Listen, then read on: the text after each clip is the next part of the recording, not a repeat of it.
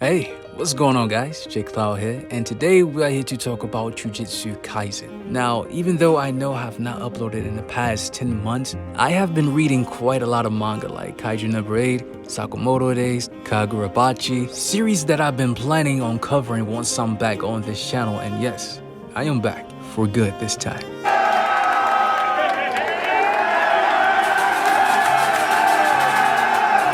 Now, obviously, Black Clover is going to remain on the channel. Once the new chapter is out, I will talk about that as well, but I did plan on making a return once the latest chapter of Jujutsu Kaisen was released, and now that it's here, it's time to talk about Jujutsu Kaisen chapter 263. And I gotta say that based off this chapter alone, that the signs of Sukuna's defeat is very, very near. Let's talk about it. The chapter begins, we see that the domains are completely shattered after Yuta used Hollow Purple. We get an explanation from Sukuna. The reason why the domain was ruptured is because Yuta has pulled off Hollow Purple, but he lacks control. He's not really comfortable at using this curse technique at all, which is probably the main reason why Sukuna ate that blast. We didn't see this awesome panel shots, probably one of my favorite panel shots in this entire chapter, because we see Yuta, Yuji, Todo rushing Sukuna. They know they have him on the ropes, they're not letting up. Todo then tells Yuta, once your curse technique recovers, spam as many Hollow Purples as you can,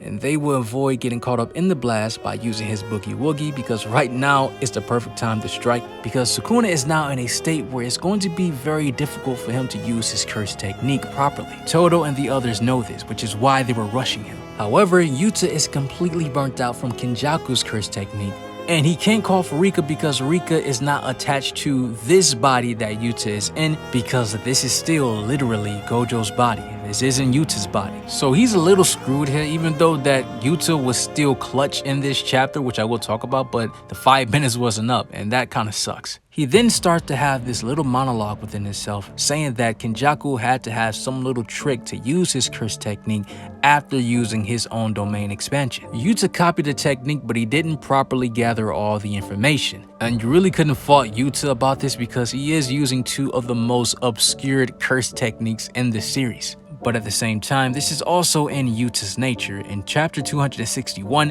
Gojo explained that Yuta is very blessed, could be more blessed than him. However, the control of his curse energy is very sloppy. Now, Gojo knows himself that he is extremely blessed, but even in his younger days, he knew that he had to fully master and fully control the power of his curse energy, which will allow him to be more precise with his curse techniques. So that is the glaring weakness that we definitely saw in this chapter, that Yuta has not fully took control and mastered his curse energy, which is why it led him to being burnt out. Todo has quickly realized that Yuta has reached his limit. However, on the opposite end, he also noticed that Sukuna has not reached his limit, and this is why he is the king of curses, as Sukuna sends Todo flying with a black flash. Now, I'm gonna be honest, following this entire arc, I'm not surprised that Sukuna pulled off another black flash. Gege Akutami has been glazing Sukuna this entire arc, and I have no complaints. The glaze has been amazing. Pause.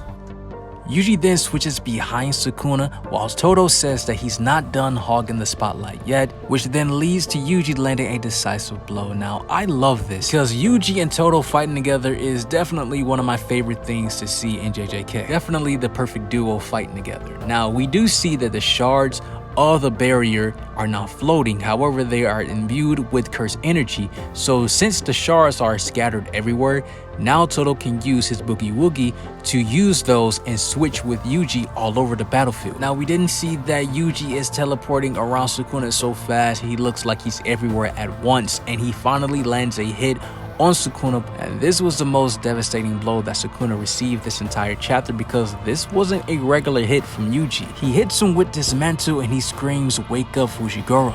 Sukuna states that he is selectively choosing the target of his curse technique, hitting directly at the barrier of Fujigoro and Sukuna's soul. Yuji has done this by creating a binding vow to make his strikes more effective at tearing the soul from Sukuna from that body. Now, even though he did not do this against Mahito as a binding vow, but it does remind me when he started punching Mahito and it was affecting his soul. But this was more subconsciously. now is extremely way more effective now that he has made a binding vow, on top of the fact that Yuji is now fully awakened with his powers. And this is really dangerous for Sukuna because he already stated in chapter 257 that the real problem against Yuji is his punching accuracy. Now on top of that accuracy, he creates a binding vow which will allow his strikes to be more effective, more significant when he punches Sukuna, which will tear his soul apart. Sukuna then starts to realize that if he continued to take blows like this, he will not be able to maintain that body and he will lose. It was so powerful that it made him cough up his fingers, which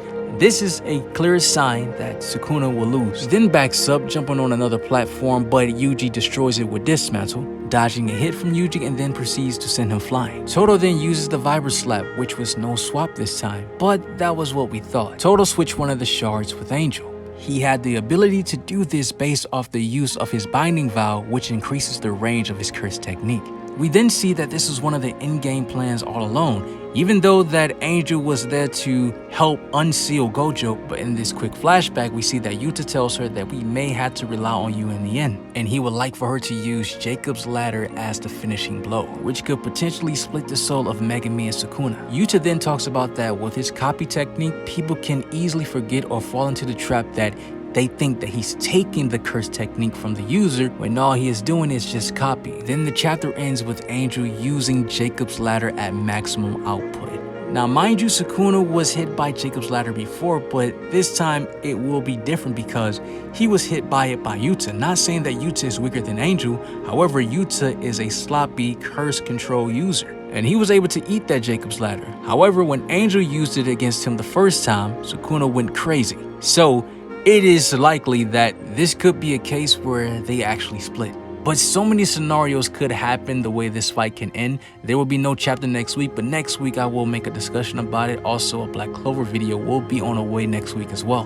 But overall, really good chapter. Can't wait for the next one. And man, I'm so glad that I'm back on YouTube talking to you guys again. And I really appreciate the people that stuck around on this channel despite me being very inactive. You guys were waiting on me. You guys were commenting on videos, coming to my Twitter, Discord, just asking me like, yo, when are you gonna upload? When is the next video? We're still waiting. And the wait is over. I'm here. So we'll end it like this, like we always do. You guys have an awesome life. Take care of yourselves. Stay blessed. And I'm out.